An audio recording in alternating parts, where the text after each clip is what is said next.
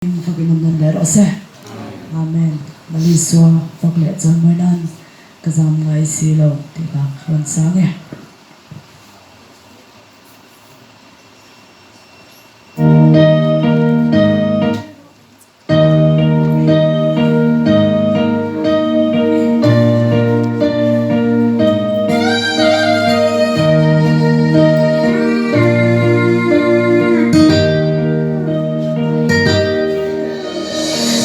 Là tuổi phồn có ra lên mây lo căn tu cái này rèn cả sao mai xí đâu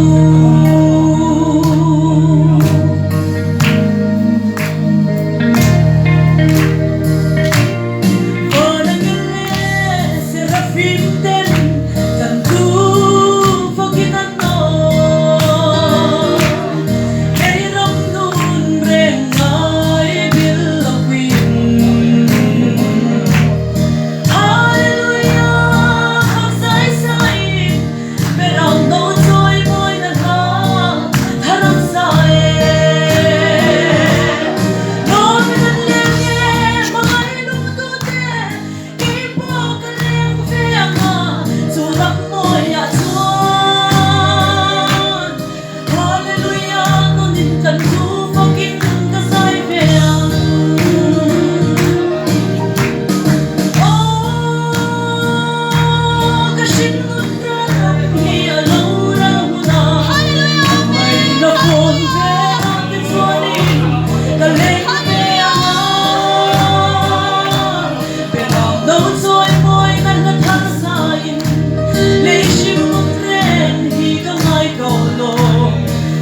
yang thonin boy na chung boy zin alo ra hu na chuan ka tha chon meang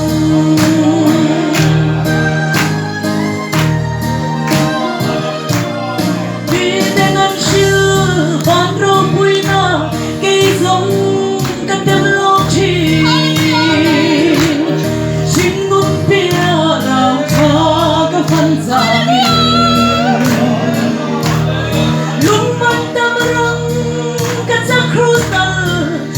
quỳ lại tua nó cái lên thu thu vào nhìn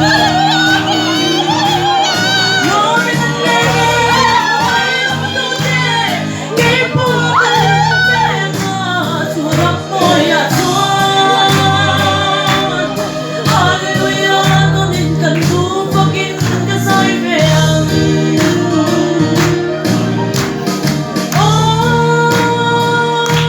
cái xin luôn ra lòng hi phồn về là tiết xuân im ta lên về ngõ về lòng nấu trôi môi là thân xa im lấy chim rèn khi có mai đổ lộ tiếng xuân in bồi là chung bụi gì lâu ra lâu là chuan cả tha xuân về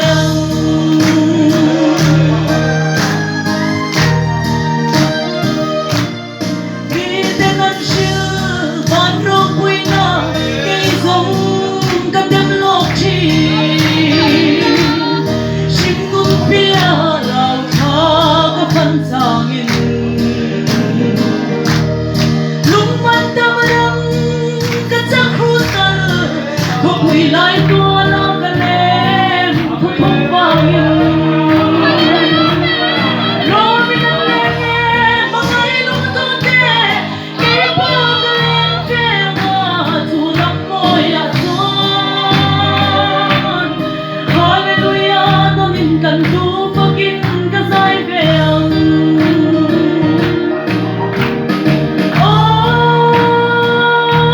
cái xin luôn ra lòng hi lâu ra hu na ngày nó phồn về là tiết xuân in cả lên về ngõ về lòng nấu trôi môi là thân xa in lấy chim rèn thì có ngày đổ lộ một tiếng xuân in